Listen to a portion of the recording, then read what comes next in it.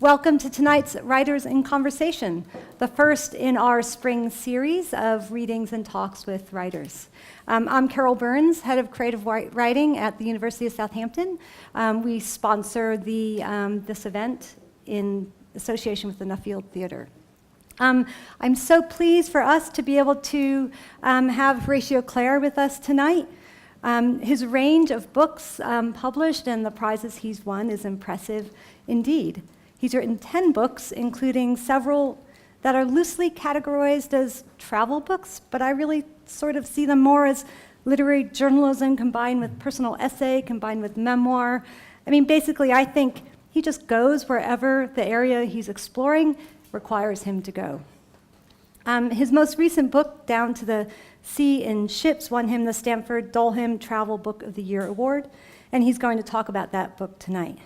Horatio has also written 2 memoirs, including Running from the Hills, which won him the Somerset Maugham Award, a novella, The Prince's Pen, which retells a tale from the famous Welsh folk legend, the Mabinogion. And then last year, he published What Comes Next, Possibly Comes Next, a children's book, Aubrey and the Terrible Ute, named one of the Sunday Times Children's Books of the Year for 2015, and also recently longlisted for which award, was it? I hadn't heard of it either. It's the Branford Bowes Award. The Branford Bowes Award. I'm sure it absolutely. Very, very small.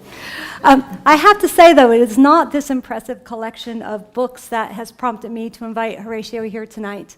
But a couple of years ago, I was in the audience at the Hay Festival when he read from and talked about Down to the Sea in Ships. He was so intelligent and clear and enthusiastic. And I thought, I have to have him as a guest. And so here he is. Thank you. Thank you, Carol. Very kind of you. Well, that's a lot to live up to. I'll do my absolute best. Thank you for a very kind introduction. You're welcome. Well deserved. It's difficult to know where to start, really. I mean, I'll just tell you a little bit about the book and then maybe do a short reading. And so I was living in Verona, and it's, the city of Shakespeare and Romeo and Juliet and the city of love, and it's all very pretty on one side of it. And the other side of it is Verona in the winter, which is dark and foggy, and air gets trapped between the mountains and the sea, and it starts to smell of burnt metal, and it can sit there for weeks. And Verona has a hard right-wing side. A lot of the conversations you hear are about sort of money and food, and they vote Northern League, which isn't beautiful, and there are bars where Mussolini is displayed without any irony. And there is, if you talk to immigrants who've been bussed into Verona, they'll say the word is that it's the worst place in Italy to end up. And when I first got there, if you saw a black face in the square, they were often being asked for their papers. And it's a really unpleasant side to it. And I was feeling a bit dank and drizzly, and I just started reading Moby Dick, which is a great book for this city and for all time. And you'll all know the first line, "Call me Ishmael." And the second is, "When it's dank November in my soul and my humours get the upper hand of me and I have difficulty not joining every funeral cortege that passes and knocking strangers' hats off in the street, I count it high time to go to sea." And I was walking along the river, and I just read it, and I thought, that's the answer. I'm going to go to sea. So I went back to my very small flat and emailed Maersk, who are a gigantic Danish container organization. They have 18% of world container trade. They produce as much carbon dioxide as does the nation of Denmark. They're worth $24 billion in pretty well profits. And if they stopped their engines tomorrow, there would be anarchy here, within 6 or 7 days. And so I wasn't really expecting to hear back from them. But they emailed pretty well straight back, and I said, "Would you like a writer in residence?" And they said, "Yes, come." And then they said, "You can go where you want, and you can write what you want. We won't even put the lawyers on you," which is an astonishing thing for a company to say. I mean, the fact is they've got nothing to fear from anybody. And although trade has taken a dip recently, they also own an oil field, more or less. So what they lose on one side, they were making on another. And so I thought I'd sort of try them for size. So I said, okay, I'd like to go from Felixstowe to Los Angeles, the long way round. And that's a 2-month voyage. It's almost as long as you can be at sea. And clearly you, if you've spent much time in Southampton, will have seen, certainly at Southampton Central, all the containers going through the station in that wonderful, slow, kind of self-propelled way they have. And then they get down to the docks and they're loaded and off they go to the world. And seafarers say that they take air to the east. When the ships leave, these ports are often very high in the water, and you'll see that on the Solent. They're very high up because they're not carrying a lot. Actually, a lot of rubbish and recycling, all of those Tesco carrier bags, a lot of it ends up going to China to be burnt or thrown into landfill there. It's when they come back, it's when they bring stuff here that they're deep loaded. But pilots who see the ships in and out of port say that they can tell the state of the economy by the height the ship is riding in the water.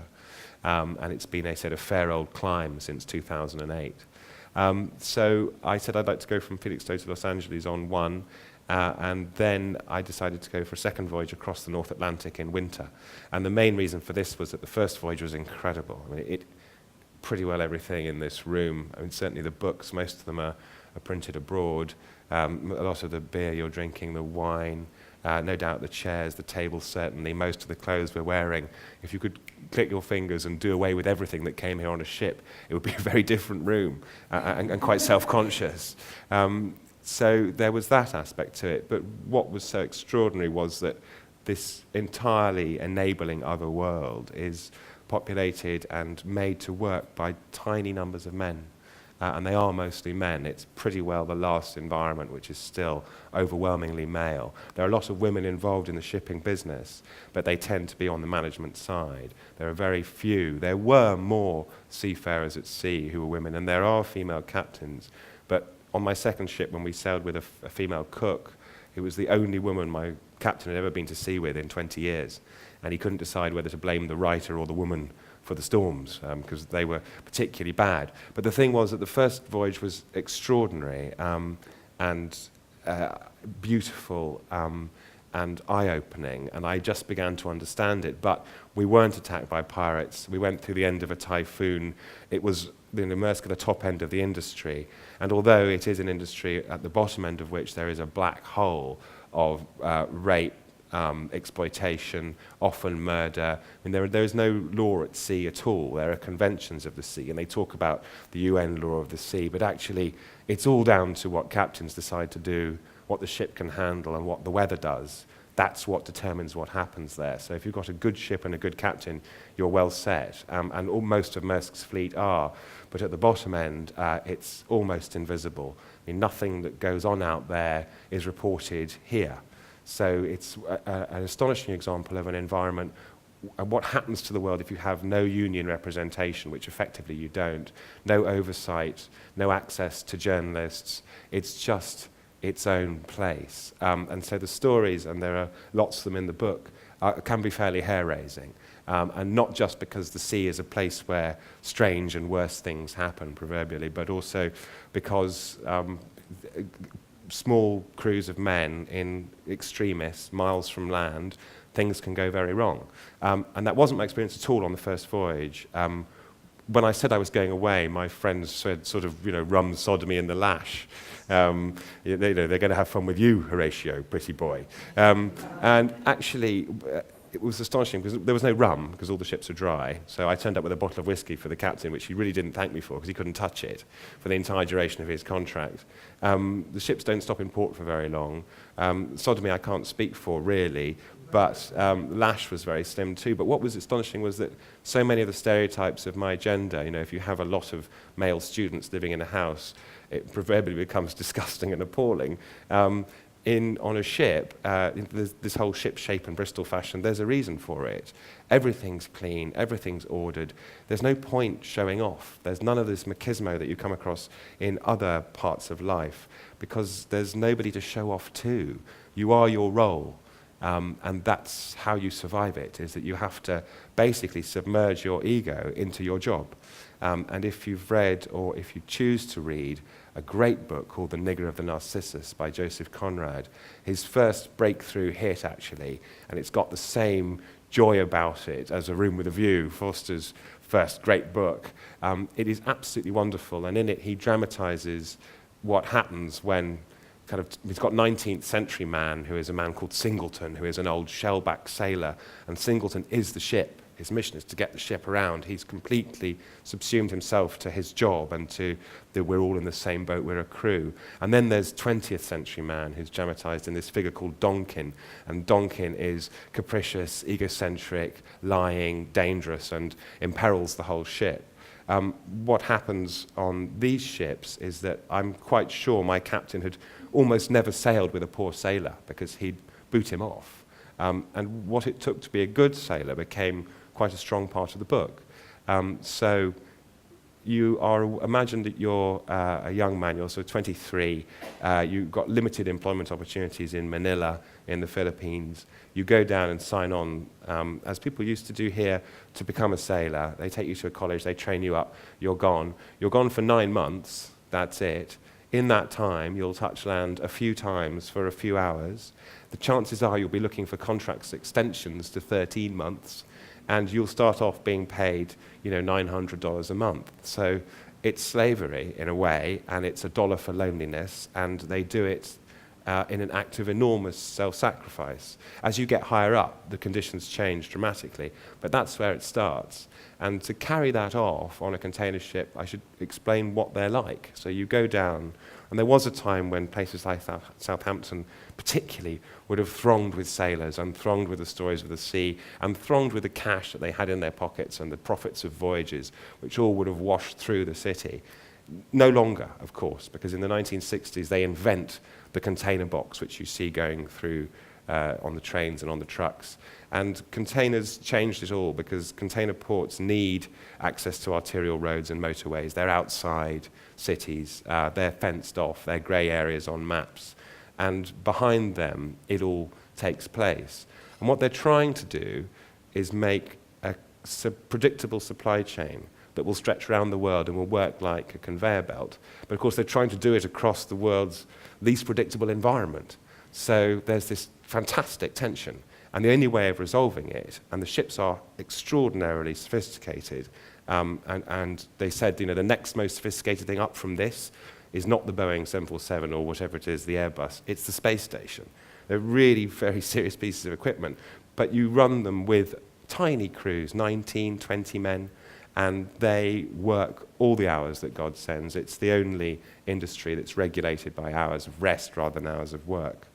And your experience is one of enormous confinement. If you've ever stayed in a Premier Inn, it's a bit like that, which is perfect for a travel writer. I like it. But it's a lot of steel, smells of diesel, smells of institutional cooking, very narrow corridors, small bunks, small cabins, and that's your private space. And most of them can't see out because the containers block out the view, so you're just in a cell effectively. The captain and the chief engineer and the lucky writer got bunks on the top there, so you could see over the containers. So I had the most incredible view of the oceans coming towards me. And you eat together, you work together, you sleep, and then you're back on, and that's it. And half of you are involved in the engine, and the other half are involved on the deck. And the deck can be horrendous, but the engine room really is horrendous. It's like going into a cathedral, but it's a cathedral made of steel. And the engine is right up to the roof, huge things, 5, 6 stories high. They're never silent, they never stop. They throw out an incredible volume of noise so that with ear defenders right in, you're still screaming at each other, and they don't seem to make any difference. And they sort of lip read and scream in the engine room. And the engine will put out 40 degrees of heat, just the machinery itself. But then if you're in Malaysia, you add 80% humidity plus the Malaysian tropical heat. So they hate all the tropical ports, the engineers, for this reason. And then you've got to add the fact that the whole thing tips. So somebody explained it to me. He said, imagine screwing a nut onto a bolt, not difficult. Now imagine doing that when you haven't slept for 3 days because of storms. And of course in storms the cook can't cook and you can't sleep. And then it's hot, and then you're sweating, and then the whole thing's going 20 degrees one way, 20 degrees the other. Now try screwing a nut on a bolt. And he said, most of our jobs are more complicated than that. And so they are these remarkable people, they have to be.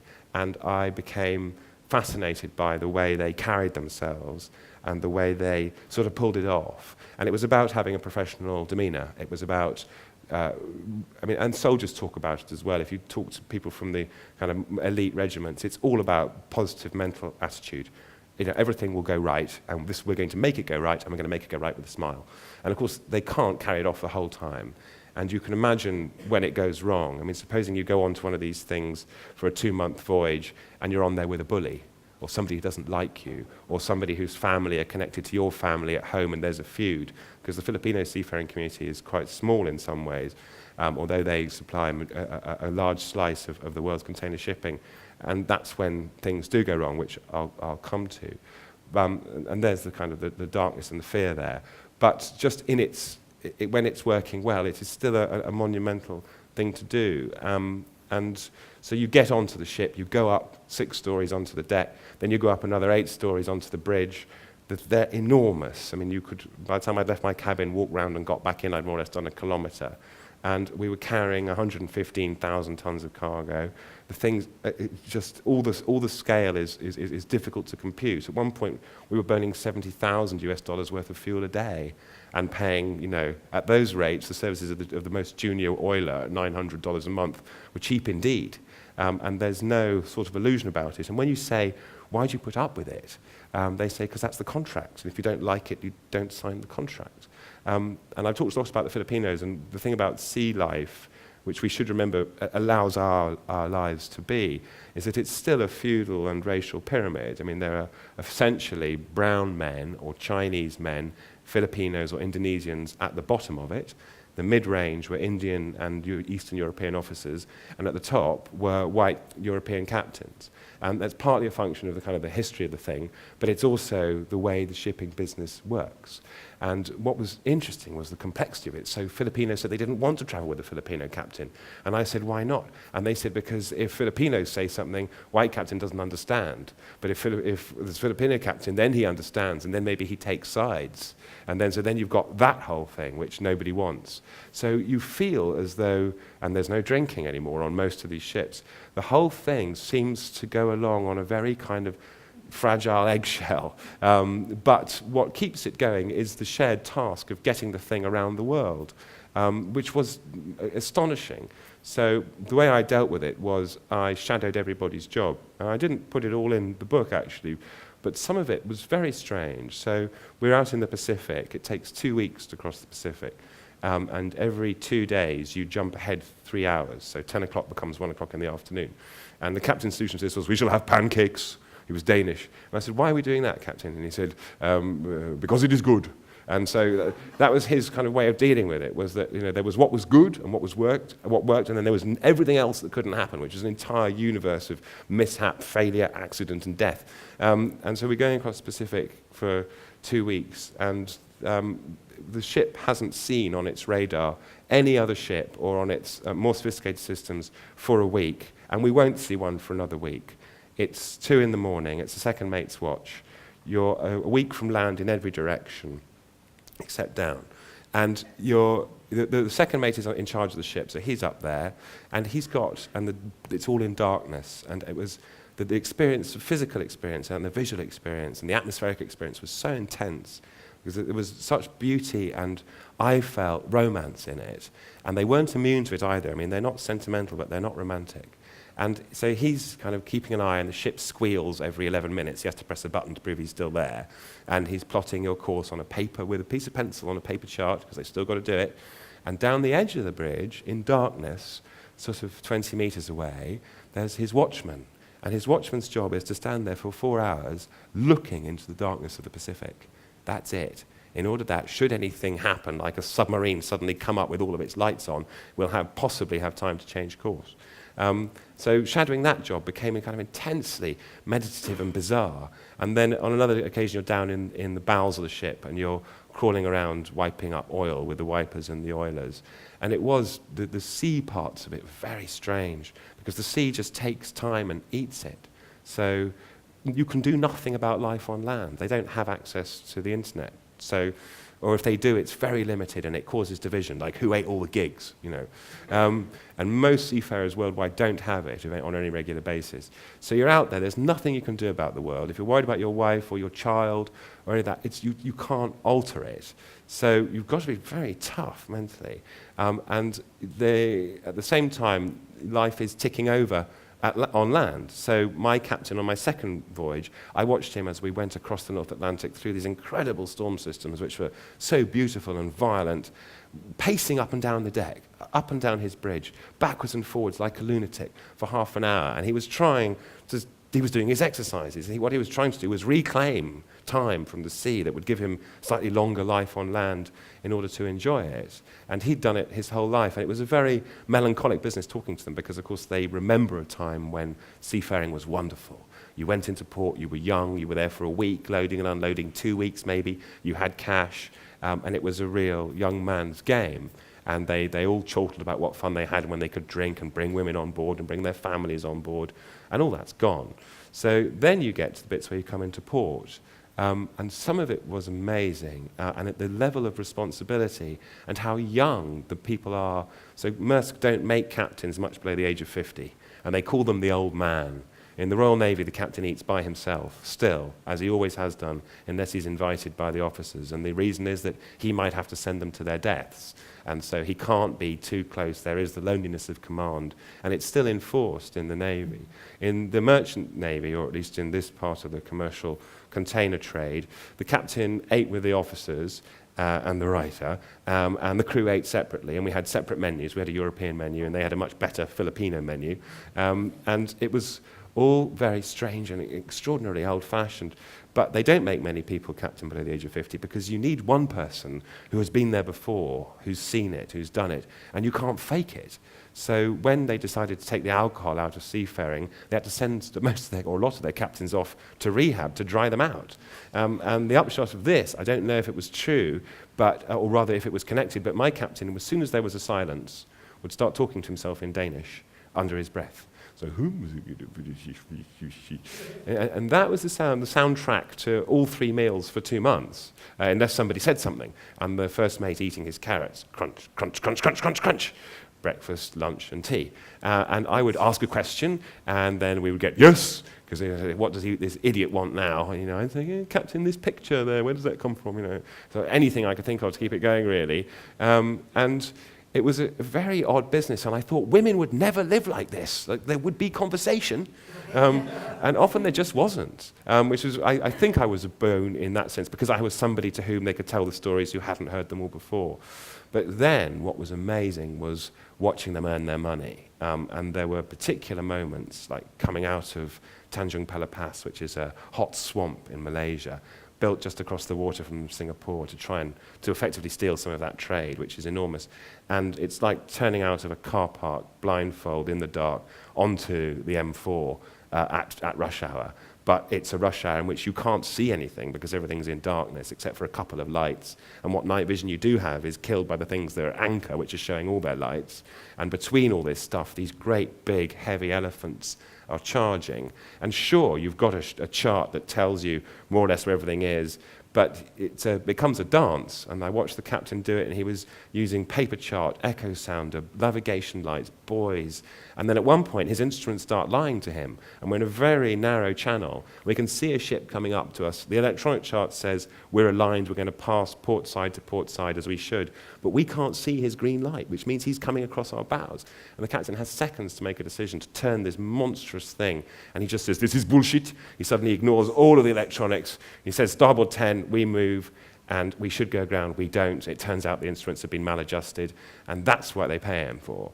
But then watching them learn how to do that was astonishing too. So coming into Vung Tau, we've crossed the South China Sea, and Vung Tau is the port at the outfall of the Saigon River. And Vietnam, like they said, the charts are very old. You know, they're not very good. We keep asking for new ones, and so we're plotting on these old paper charts.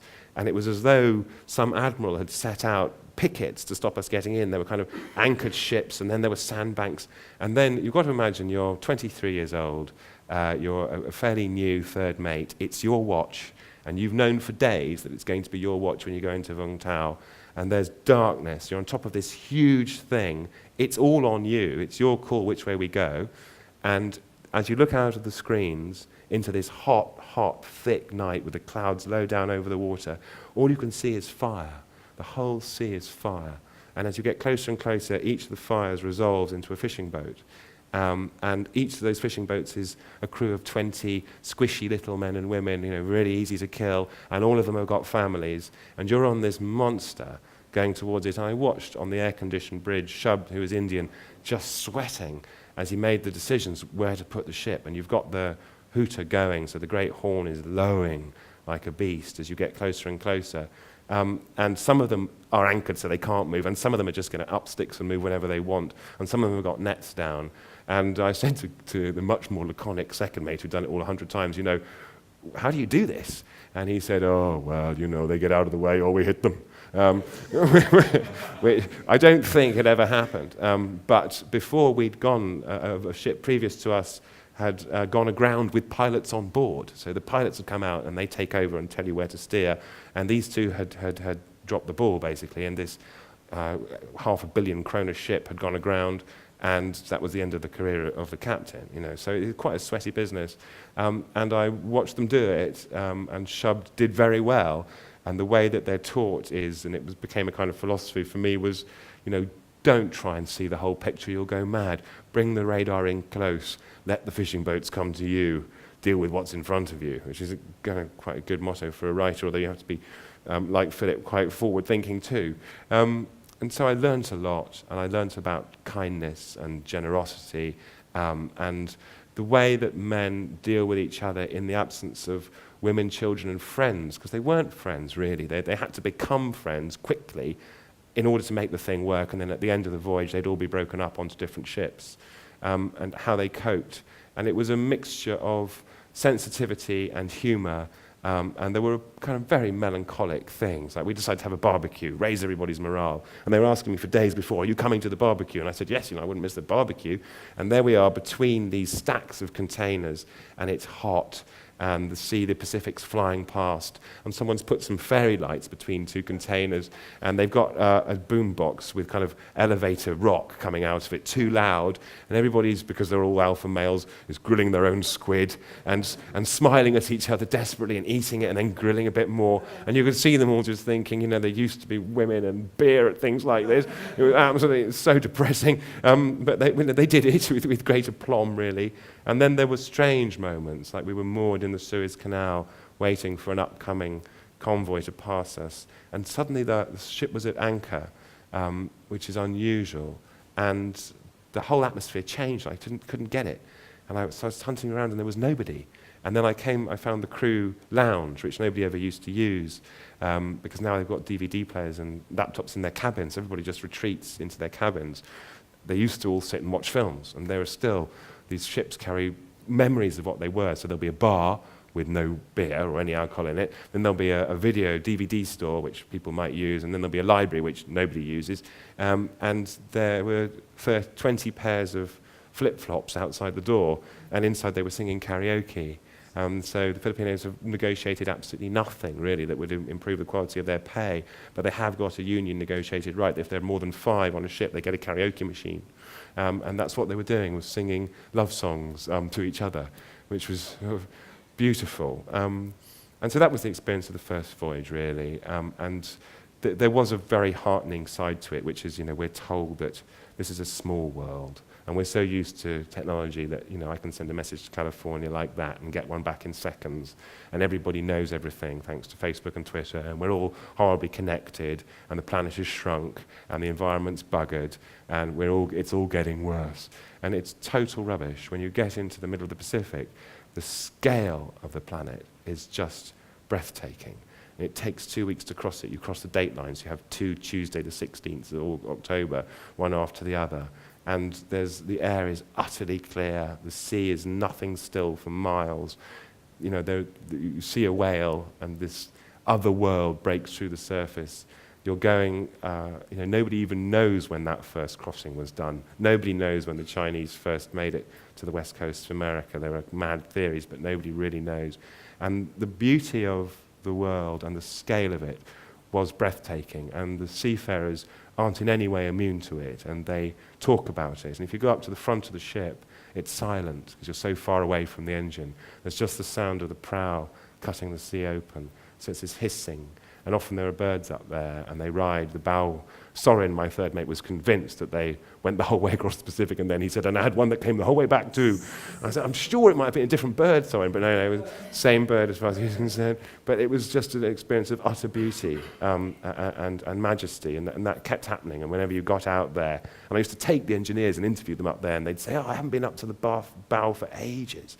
It's beautiful. And they're not sentimental, as I say, but they are a bit romantic. So there were lots of tattoos, and they could tell you what they all meant.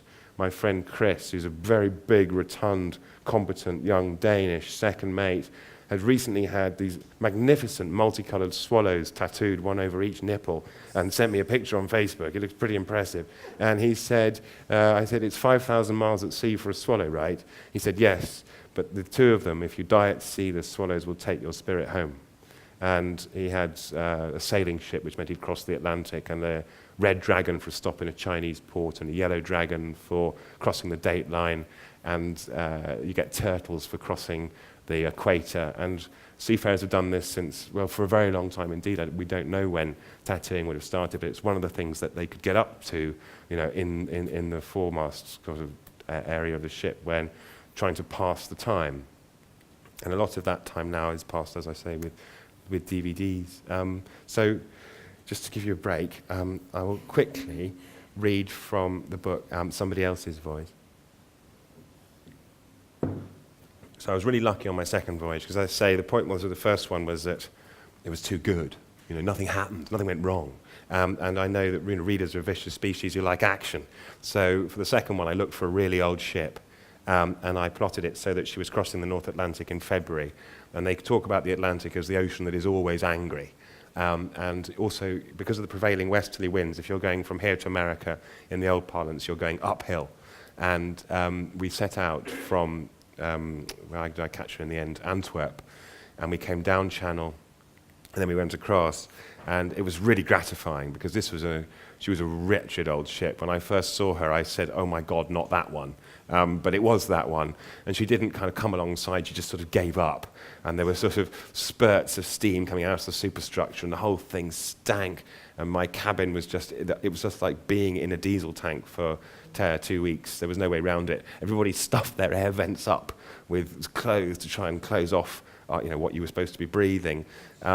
It was wonderful and awful. And the Dutch crew, the captain and the chief engineer, had been on her for years, and they loved this thing. And she'd been built in East Germany, and she really looked like it. It all kind of formed to the point and functioned to the point almost of beauty. It was like going back to the 70s, and the seats had seat belts on them. And I remember thinking, Chris, that's not a very good sign. And we set out, sure enough, and there were 2 storm systems came together. So we went very far north, and if you've seen The Perfect Storm, which is a terrible film and a wonderful book by Sebastian Junger, there's a place called Flemish Cap, which is a sort of, if you're setting out from Provincetown, it's the edge of the world. And we went round that to get around it. And I was very lucky, because not only was the weather terrible, the point is that my conviction was that, they say the sea has no memory, but the sea is all memory, and ships are ghost stories, all of them, and seafarers are intensely superstitious. So there was no walking on bare feet on the steel. There was no whistling on my first ship, not once. I almost did it once by mistake. I can remember going, and they all looked at me, and I was like, when I got onto the second ship, the captain was whistling Famous Blue Raincoat by Leonard Cohen. As he walked down, I thought, my God, we're all going to die. I picked up on it. You never hurt a bird on a ship.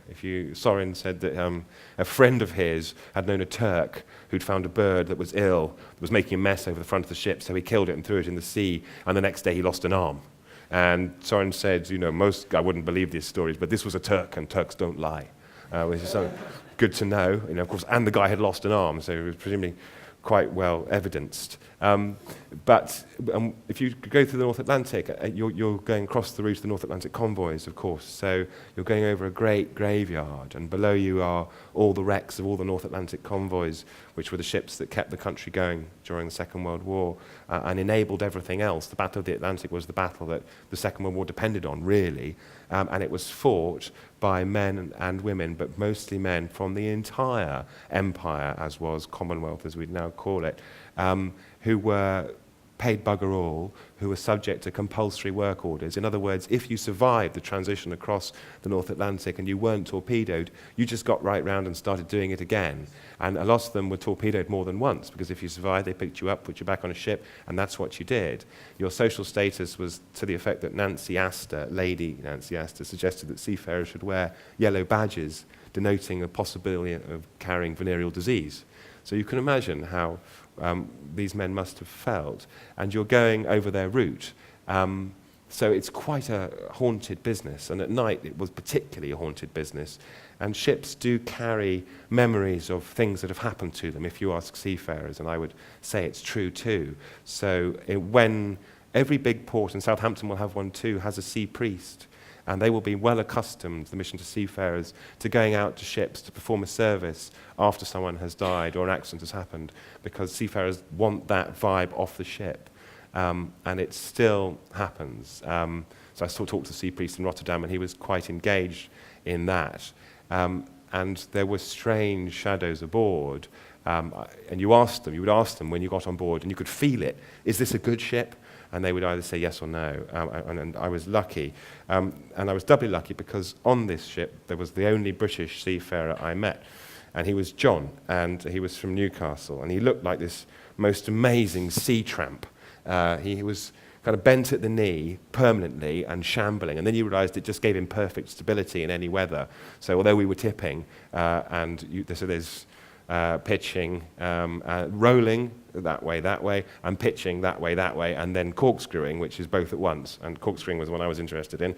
And John never fell over, obviously. He could look incredibly smart or incredibly uselessly, terribly messy. He started every shift listening to the same kind of Dire Straits and Queen. And if he's at sea tonight, he'll have done it again tonight before he goes up. And he had a thing called a wonderfully charming tooth, and this chin that I really succeeded in not describing as looking like a dog's bollocks. And I adored John on sight, and we kind of came together, and he told me stories. John and I sit in the pilot seat either side of the main controls and watch the Atlantic well up from blunt grey Force 5 to choppy and whitened 6, and back down to rumbling monotony. And we sail through rain into mist, through grey into sickly yellow cloud, with the visibility shortening and stretching, and the current eddying, sometimes a knot with us, sometimes a knot against. Oh, I love storms, me. Love them, yeah. I've been through hurricanes and typhoons. Love them. Why? Why not? Exciting. I was on a small ship, smaller than this, and she stood up like that. He points his flat hand at the ceiling. We thought we were going to fall over backwards. Chief officer's wife was on board, poor woman. When you go to bed, you have to lock your hands behind you, right? Like that. Lock them behind you under the mattress so you just fly off. She hits waves and stops dead. Everything's just smashed. And it's true. We did have nights when I put my hands behind the mattress if it would work, and it didn't work. So what you do is, if you can't sleep on the mattress, you sleep on the sofa, and you have a little sofa. And if you can't sleep on the sofa, you sleep on the floor. And if that doesn't work, you give it up. In tankers, the sea breaks over the ship. You can watch big ships bending because of the torsion, twisting like so you steer one way and the bow goes the other. Once I was blind for 5 minutes. We were coming into the Malacca Strait and a lightning bolt hit one wing of the bridge, came right through the bridge and hit the other wing. Went between me and the captain, just this incredibly bright white light. We had both doors open, it came in there and it went out there. There's a smell of burning rubber from the deck. Left a scorch mark on the width of the bridge.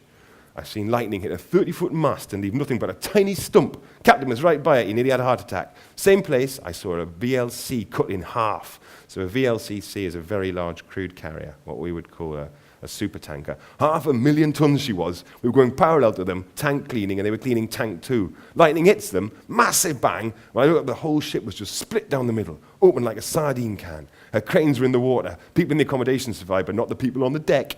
And John curated stories of horror. He had a collection of them. So he told me about another ship that brushes up against a tanker and catches fire. And so everybody tries to get out of their portholes, but they didn't fit, and that's how they found them. You know, you can imagine kind of ship lined with heads. And then he had this wonderful experience where he'd found an accident that changed the whole course of maritime history because it changed the regulations. And he'd gone into a lift, and I saw this hand, and then sure enough, and then I found the head, and it was the size of the head, but it was that thin and 3 times wider. You know, some guy had dropped a spanner on top of a lift, and obviously it had all gone horribly wrong. And he kind of curated these stories, and so he would tell me, and it was now dark as we drive hard into the swells. The wind has been growing again, throwing spray high over the containers, where it hangs in the air like rogue spells. We've had our heavy weather briefing and been told to lash everything down. We should be prepared for pitching, rolling, corkscrewing, and slamming, Captain Cook says. Slamming is the one that interests me. And then they talk about a typhoon, which didn't last very long, but you don't need a typhoon to last very long. We had our heavy weather briefing, and there was a steel block in the engine room. It must have weighed 200 kilograms. I checked, thought, yeah, that's not going anywhere. When I found it, it had jumped 2 5-inch sills, gone for a walk along the deck, and fallen 2 decks down. It wasn't too good. And Peter was a sweetly kind of patient man. By 2030, we were off the southern tip of the Isengard Ridge, with 8 kilometers of water beneath the keel. The ship stumbles and rears. Our course is northerly, 282 degrees. Our speed a steady 18. There's utter, utter darkness outside, and the radar is a green and yellow sunburst of wave echoes. As we pitch and buck, there's a feeling of madness, of dashing wildness on the bridge. The digital chart displays its customary caution. This chart is not up to date. Do not use for navigation. Oh well. We may be one of 600 in the Maersk fleet, but we feel like a lone tramp tonight, running blind. There's been a shadow aboard since the awful news about the Maersk lose this morning. People still sing and whoop, but you can hear the defiance in it. And that was the thing. So that morning, there was just this evil atmosphere on the ship. And we met for the briefing in the morning at 11 o'clock, coffee. And I said, what is it? And they said, oh, haven't you heard about the Maersk lose? And so the Maersk lose is a big ship like ours, and she goes from Western Australia all the way across the southern oceans to the eastern seaboard of South America. And so she's at sea, slow steaming to save diesel, essentially for 2 months without touching land. And if you imagine you're trapped on there with the wrong people. And what had happened was, by the time the thing got to Buenos Aires, one of the sailors had gone mad and had killed 2 of his friends, or not gone mad, maybe it was justified, had killed 2 of his shipmates with a knife, and he was in custody in Buenos Aires. And it doesn't matter how deeply you search the internet, all the archives of Buenos Aires newspapers, all the websites, that story does not exist. Those 2 deaths don't exist, because what happens at sea more or less stays at sea. And it was only because I was on the ship that I knew about it at all. And it happens all the time, and they were terrible, and they're in here, stories of stowaways being forced off at knife point and nobody being convicted for the crime because bodies couldn't be produced. There really is a dark side to it. But at the same time, you know, there's this magnificent, heroic, and very beautiful side to it. So it was a knockout for me, and I thought I would just read you a very quick bit of what we were doing, why we were out there. So this is in Hong Kong. A few of the crew go ashore in the small hours to buy DVDs and compare the prices of electrical goods. We have 4, and then there was a typhoon, and we picked up everybody else's stuff. So we leave Hong Kong harbour close to full at 4 a.m. and leave fully laden, weighing 115,000 tons. Much of the cargo is meant for other ships, but they've all run rather than face the typhoon, so we've picked up their stuff. We have 4 cylindrical 40-foot tanks in the bow, labelled super heavy, danger, benzyl, alcohol, made in India, destination Los Angeles. Soren says we have a lot of frozen shrimp in the reefers, close to 1,000 tons. Quite a prawn cocktail. The manifest, which the company releases months later, says America has ordered, and this is just one ship, 600 tons of televisions and phones from Hong Kong, along with 300 tons of computers, 20 tons of clocks and watches, 95 tons of books and magazines, 14 tons of batteries, 16 tons of parts for cars and bikes. American families will inspect 400 tons of handbags, wallets, and school bags and wash with 10 tons of soap. American children will play with 500 tons of toys. American aesthetes may make a distinction between art, antiques, collector's pieces, and bric-a-brac, but we do not, lumping 3 tons of them together in one 40-foot container. For Mexico, we had 17 tons of computers and 100 tons of electronics to be transshipped in Los Angeles. The load of the night is 4 tons of aircraft, spacecraft, and parts thereof, made in India, most likely for an aircraft manufacturer, but just possibly for NASA. And what's astonishing about it is the seafarers give their lives to carrying these boxes, and they don't know what's in them. They get told what's the dangerous flammable stuff that's kept in the bow as far away as possible because they need to know in case it goes off. And we practiced firefighting drills where the captain is the brain, he stays on the bridge. The first mate is the fists, which is what a mate always was. He goes down and directs the operation. And the Filipinos are the smoke jumpers in their hoods, and they go forward to do the dying, essentially, and save the ship. And there is, so you don't know about anything else, and they say it was because they thought that in case we steal it, except for the stuff that has to be kept cold. So on the North Atlantic, with ice on the sea and the whole thing rocking and horizontal blizzard, my cabin mate next door, Nesta, was climbing a ladder 3 stories up every 4 hours to check the frozen shrimp was still frozen.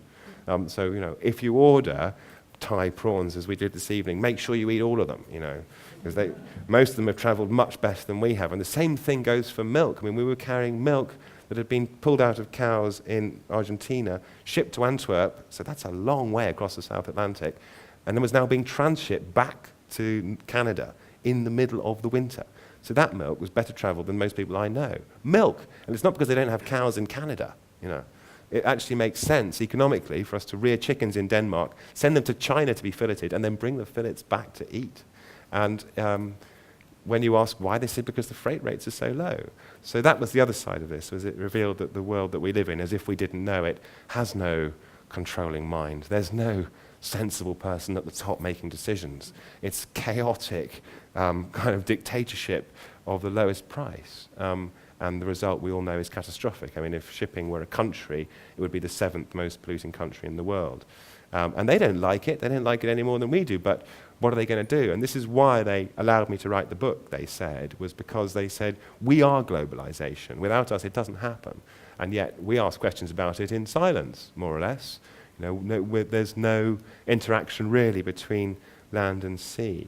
So that's kind of what I've been doing, is roaming around like the ancient mariner and giving these wild-eyed talks to kind and attentive people like you. So thank you very much. In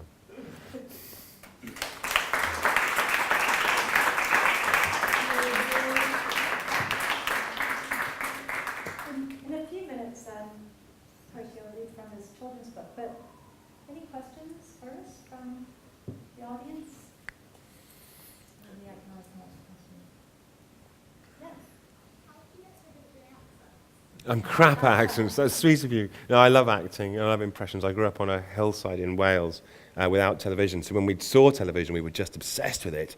And we used to try and do everybody's accent. But yes, it doesn't come... It's a difficult one, of course, because you won't necessarily hear it when reading the book. But I do love it. And I write with them in my ear. That's how I try and get their voices, is to try and get their accents too. And actually, being in local journalism, I started on a paper called the Mid-Devon Gazette. They were the first paid-for words I ever wrote. And I realized that you have to try and make people sound like themselves. Otherwise, everybody in the newspaper sounds like a voice print. It's no fun. The life on the boat was obviously very immersive. Does that mean that while you were on the boats, you only wrote about the experience of the boats, or did you take that as a time that was your gift to write other things as well? I would like to have been able to, but because it is perfect for a writer, it's wonderful. But no, I could only really write about what was happening around me. Yes, and I did do stuff for. We had occasionally we'd get internet, and then you could do stuff. So I did stuff for the BBC and that kind of thing, and a little bit of kind of keeping up with life. But it was just a fraction. It's like half an hour a day of connection, basically. So no, I wrote what was there, and I wrote it longhand, and I wrote it constantly. So the whole first draft was more or less done by the time I got back, because that was just the obvious thing to do. And the other thing was, it's very odd being a writer in an environment where people are working so hard or sleeping so deeply, and you feel peculiarly useless. And so I think I wanted to join in the work ethic in a way. And they didn't know what I was doing there. So although they couldn't access the internet in any meaningful sense, and nor could I really, I wrote blogs and just printed them out and put them up in the lift. So then they could see what I was doing, which was great fun, because it meant that some of them said, "Oh, you're telling our story," and then they came to look me up, and And then we got talking, and others, well, one in particular just spent the whole 2 months hiding from me. His name was Roy, and he'd had his laptop seized by customs in Felixstowe, and we still don't know what kind of evil perversion was on it. I mean, I would love to have known, but he just kept avoiding me. And then, because it was making him embarrassed, I was trying to avoid him. So it was all quite silly, really, but fun. And the writing by hand was important. Yeah, it was. I enjoyed the process of it, and there was something about doing it. And there are sections in the book where they're like, "What are you doing?" And we're on the North Atlantic, and it's kicking off. Force 9, incredibly beautiful colours and violent, but beautiful too. And I was like, I'm trying to describe this. And it gets to a point where every wave seems to have its own personality, and they're really amazing creatures, and you're being smashed by them, and the ship is taking the blows like a living creature, and the captain is feeling it because it's his wife, basically. It's his second wife, his other wife. And one of the engineers said to me, I said, what would it be like to work in a ship with 2 engines? He said, it'd be like having 2 wives. Horrified. And so, yes, I was trying to get it down as it was happening, which I was able to do because of just being shut in there with them. And you wouldn't get that kind of access to your subject in any other field of life, because people would always clock off, go home, except in prison, and seafarers and prisoners have a lot in common. Yeah. When you posted the blogs, did people say, you forgot this, or you should add that, or did they correct you, or did they? No, not really. I mean, the scale of my ignorance was so enormous that some of them started teaching me, and by the time we got there, I kind of got what a second mate does. I understood it. And so, yes, there was that. And the best compliment I was ever paid was I went up onto the deck at 4 a.m. My sleep was just shot. Everybody's sleep gets shot in the end. And there was something out there, I can't remember what it was. And I said, that is so interesting. And the darkness said, you think everything is interesting. But it's true, I sort of did, And I think in another life I would really like to have been a seafarer. Yes, I think I would. How are the stars? That was very kind. It was amazing, particularly actually in the North Atlantic, because it was a very high pressure system and very, very cold. And I've only seen them like it on tops of very high mountains, which you must know about. But it comes to a point where it's stars, and then in between them there are sort of nets of light, which are other stars, and the whole thing is astonishing. And when the Milky Way actually does look like milk. But they'd seen some astonishing things. I mean, they'd all seen stuff they couldn't explain, the deck officers, like, the cigar-shaped blue thing that left a trail across the sky in blue, and the thing where the sky was spinning, there was a cloud spinning, and the water was spinning, but there was nothing spinning in between. And stuff they just couldn't explain that was wonderful. And clearly the sea is full of it. And that was the other lovely thing about it, was that it's always the unknown. It's always the unknown. So we'd see a whale, and the captain would go, well, I know it is not a right whale. And that was more or less it. If we'd had Philip on board, that would have been great. But, so you're dealing with a lot of question and supposition. And then there was one point where we saw a ghost ship, and it was this extraordinary container ship. It was a very strange time. The sea was covered in ice, and we were going along, and out of the cloud, this fog bank, comes this container ship, and she was just, it was like she'd sailed out of the Second World War. She was just this dark, dark shape, unpeopled, a slight hardness, basically, in between the ice and the fog. And she was going into, the weather behind us was just horrendous. And the captain said, ghost ship doesn't appear on the radar. And I was like, really? And he said, no, you idiot. That's so interesting. What surprised you the most about this entire adventure? Actually, to be honest, was that the book wasn't a flop, and that the people wanted to know about it. And when I came back, I wrote it, and I always get a bit down by the end of them, partly because I don't want to let them go, and partly because I think they're not as good as they should be. And I handed it in thinking, well, that's the end of my career, really. And then it wasn't, and people have wanted to know about it, and people like you have asked me to talk about it, and people like you have turned up, and that's been the biggest surprise. Horatio came to our narrative nonfiction class today, and one of the things we're talking about in that class, which we didn't talk about today, was the idea of narrative nonfiction being explanatory, exploratory, and polemic. What do you think? Do you have a polemic in this book, do you think? Yes, I mean, it is wrong that you can have an Indian and a Filipino in the same engine room doing the same job and being paid separate rates, and that's just... why are the Danes paid so much better than the Filipinos? And they say, well, because the dollar goes further in Manila. But that was the argument for not paying blacks the same as whites in South Africa. I mean, the world used to condemn that, and now the world relies on it. And that's very clearly in the book.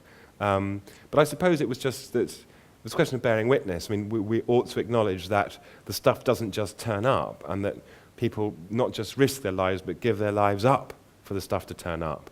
And you're sure nobody asked them to do it, but they'd all made the same wish when they were young, which is they'd wanted to go to sea, and then they find themselves in this situation, and it's like everything else, it's getting harder, and they suck it up and deliver the goods. And some of it's really quite mad. I mean, as I said, there's no reason for us to be taking milk in these appalling, convoluted ways, but it seems that the world economy needs us to move stuff around. And what was so extraordinary, actually, was that it works. I mean, human beings are astonishing. So 2 months after we left Felixstowe, the captain had a date, 2:30 in the afternoon on the 28th of October, and he had to be at a certain point off Long Beach, California, with 115,000 tons worth of goods. And as we crossed that line, he said, "You see the time, Claire?" 2:30, marvelous, incredible. And to do that, he defeated a cracked piston casing, pirate threats, typhoon, multiple errors by crummy pilots, dodgy business in the Suez Canal, and he just brought her home again. And it's people, men and women, like that, who make the whole thing work. And you see how it is that future generations, and God knows, humans are so crap at the future, aren't we? I mean, once in a generation you get somebody along like H.G. Wells who'll say, right, there's going to be nuclear submarines, there's going to be the atom, there's going to be Wikipedia, and then he disappears and we're left to kind of just fulfill it. We're crummy at the future, but I now know how we'll do it, and how we'll do it is it will be gigantic machines that go to other planets, and they will be operated by tiny crews of men and women who will follow procedure, and who will be amazingly tough with themselves, strong and mighty. And that was kind of, if there's a polemic, it's to celebrate that, I think. Well, I must admit, I can't buy a banana without thinking about where it's from since reading this book. Or it's just impossible not to. Yes. So this is clearly quite a substantial experience for you. How much of it do you think you were able to feed into this novel? Well, it's non-fiction. I may have sounded like fiction because I use the techniques of fiction like mad. But no, it's essentially a kind of travel book. And I got most of it in, I think. I mean, I'm quite a busy writer when I've got the actuality in front of me. I do really work hard at getting it in. But I'm a very lazy writer in terms of what would make me better, like deep research and huge amounts of reading. I did about as much reading exactly as I needed, and what reading I did do tended to feed in. I'm quite quick at finding what I think will work, and partly because of the mixed blessing of a journalist's training and background. So most of what happened is in there. Yeah, it is. And of course it could have been better, and Maersk had offered me a third voyage, and I couldn't take it, just because of time and life. But I knew what I wanted to do. I wanted to do the Maersk Loses voyage, I wanted to be on that ship too, because that would have been fascinating to see if it's true about the echoes that they hold. And is there, because in the days of the Cape Horners, in the days of sail, they believed in cursed ships, and there were cursed ships. There's a ship in here called the Gatherer, which is known as the Bloody Gatherer. And the Gatherer's history of running through crew, captains, and mates was just appalling. And Stephen King would have loved it. It kind of outdoes anything that he's come up with. So that's the wonderful thing about the sea, is that fact is really often much stranger than fiction. And I did want to do that again. And I still hold that idea in the back of my mind that one day I'll go back to sea. But it's difficult at the moment. So how did you end up writing your children's book? Well, lots of travel writers, the same thing happens. You have a child, and then you're like, right, so I'm really good at going a long way away for a long amount of time, and now I can't do that, and I don't want to do that. And so that's when you get great writers like Philip Marsden suddenly do Cornwall. because you can actually be home for tea. But for me, it was something else. It was that I've had depression, and I've had I had mania, and they've both been kind of sewn into the pattern of my life. And it's in my family. And I wanted to explain to my son, who I think, thank God, takes after his mum, and is kind of quite tough and not vulnerable, at least in that ways, obviously, although who knows, what it is and how it works. But then try writing about depression for a child. And this is aimed at kind of 7 to, I suppose, 14. And adults too. I wanted it to be read aloud, because I read aloud a lot, and I was read to aloud a lot. And I was just looking for a way of doing it. And I found a way, or rather it found me. So it was the first time as a professional writer that I'd never written a pitch, a proposal, sample chapters, none of that. I just wrote the book, and then I sent it off. And London publishers said, no, there are no zombies in it. You know, we're not really interested. It's all talking animals. It's all very old-fashioned. But a wonderful press in Wales went for it, and I'm really proud of it, actually. It's a book I'm proud of. So that's how I ended up doing it. It was just because you've got to write something, haven't you? And it came really easily to me, which is a good sign, I think. When they come, it's a good sign, on the whole. As long as you've got a good editor who can say, whoa, this is purple nonsense. So if you like, I'll just finish with a... Yeah. Okay, so you asked about accents. So the idea of this is, it's very simple. This boy's father is attacked by a monster that can't be killed. And he's a special boy, and he can talk to animals, like all little boys in stories should be able to do, and little girls. And they tell him, look, there's an owl, Athene Noctua. She says, I told Perseus the same thing, right? The Gorgon, it will get you. It's going to win. And whatever else will happen with your father and this thing that's attacking him, when it's all said and done, it will still be there. So you should just walk away and let the doctors deal with this. And this little boy, who's very rambunctious, says, no way, I'm going to cut that thing's head off. And she says, well, that's exactly what Perseus said about the Gorgon. And so he has an engagement with different animals who help him on a quest, really. And this is about a raven. And I know Philip's fond of ravens, so this is for you, Philip. A raven. Corax, the raven said. Corax, Corax. Your parents named you twice? Aubrey asked. He was not exactly scared of the bird, but he was wary of it. Anyone would be. It was huge, with a loud, throaty voice and an accent that sounded as if it came from somewhere near the Tower of London. They were in the attic, the raven gripping the edge of the skylight, its fearsome claws digging into the wooden frame. With its great sharp bill and spiky beard, Aubrey thought it was like talking to a pirate king. We're all Corax. My brother is Corax, Corax. My sister is Corax, Corax, Corax. My nephew... I see, said Aubrey. So, what are you into? Death and acrobatics, crowed Corax. You know the secret of happiness? Death, the Grim Reaper, the Lady in Brown, the final trumpet, the end. Good old graveyards, cheer anyone up. Anywhere you can guarantee a lot of death, that's the place to go. Dead people, dead animals, squashed hedgehogs, bloated bodies, rotten sheep, splattered things. Find some of them. Have a good gawp. Now, don't you feel better? That's not you, is it? Under a gravestone, whitening down to a set of bones. That's not you with a tyre track tattoo, squished flat, eyes popped and a belly full of maggots. No, you're alive, and dead things are your friends. They fertilise the soil and fill the stomach. You eat dead plants, dead animals. Maybe you don't pick them up when they're rotting, but it's the same thing. I just like stronger flavours. What do you like? I like chocolate, Aubrey said. Dead coca beans, Corax croaked. Lovely. Of course, it's harder being a raven now than it used to be. They don't hang people like they did in my great-great-great-grandfather's time. They used to leave them swinging on the gallows to get pecked. There's so much clearing up these days, you ought to get more than a couple of pecks at anything before someone pinches it. Tell your dad to go and get a good eyeful of death and a good strong sniff of him. Tell him from your Uncle Corax. In a century or so, the grubs they ate him will have been eaten by moles, which will have died of old age, and been eaten by grubs, and all that's left of him will be grub poo, and that's all that'll be left of most of us, grub poo. That's the future, tell him. He will feel fantastic. We're only here for a few decades if we're lucky. Makes it a lot easier to enjoy life when you think about it like that. Makes you want to do some acrobatics. Pity you can't fly. I could teach you to loop the loop. I'd like that, said Aubrey. So, there you go.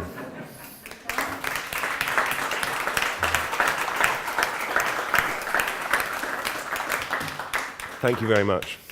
Oh, thank you. That was fabulous. So Horatio will be hanging around, happy to sign books which are available from the wonderful and independent October Books.